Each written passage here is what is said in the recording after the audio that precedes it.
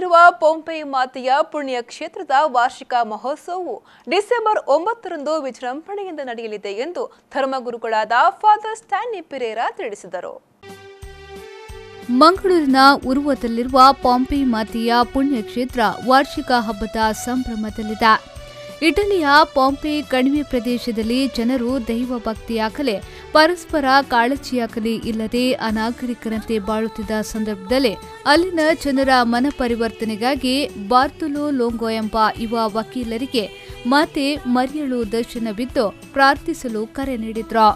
ಈ ದರ್ಶನದ ನಂತರ ಪೊಂಪೆ ಊರಿನಲ್ಲಿ ಜನರ ಮನ ಪರಿವರ್ತನೆಯಾಯಿತು ಮತ್ತು ಊರಿಗೆ ಊರೇ ಸರಿದಾರಿಗೆ ಬಂತು. ಪೊಂಪೆ ನಗರದಲ್ಲಿ ಮಾತೆ ಮರಿಯಳ ದರ್ಶನವಾಗಿರುವುದರಿಂದ ಆಕೆಯನ್ನ ಪೊಂಪೆ ಮಾತೆ ಎಂಬುದಾಗಿ ಕರೆಯುತ್ತಾರೆ. ಪೊಂಪೆ ಮಾತೆಯ ಭಕ್ತಿ ಪ್ರಪಂಚದಾದ್ಯಂತ ಹಬ್ಬಿತು.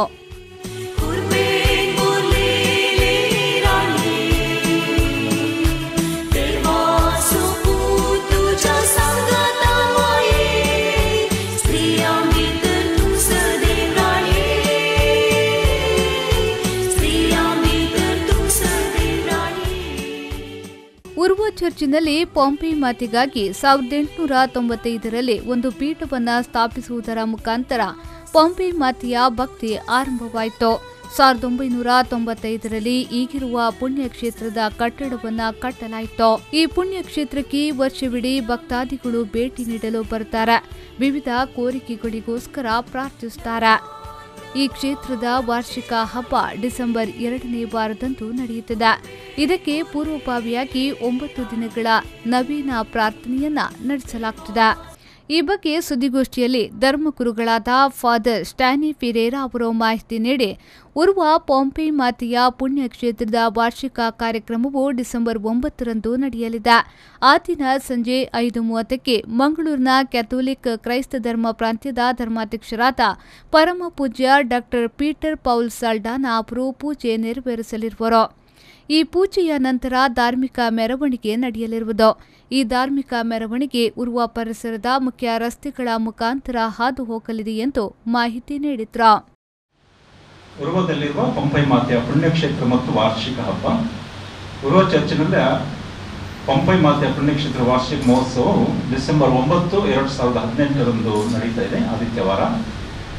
ಆ ದಿನ ಸಂಜೆ 5:30 ಗಂಟೆಗೆ ಮಂಗಳೂರು ಕಥೋಲಿಕ್ ಕ್ರೈಸ್ತ ಧರ್ಮ ಪ್ರಾಂತ್ಯದ ಧರ್ಮಾಧ್ಯಕ್ಷರಾದ ಪರಮ ಪೂಜ್ಯ ಡಾಕ್ಟರ್ ಪೀಟರ್ ಪೌಲ್ ಸಾಲ್ಡಾನಾ ಅವರು ಪೂಜೆಯನ್ನು ನೆರವೇರಿಸುತ್ತಾರೆ.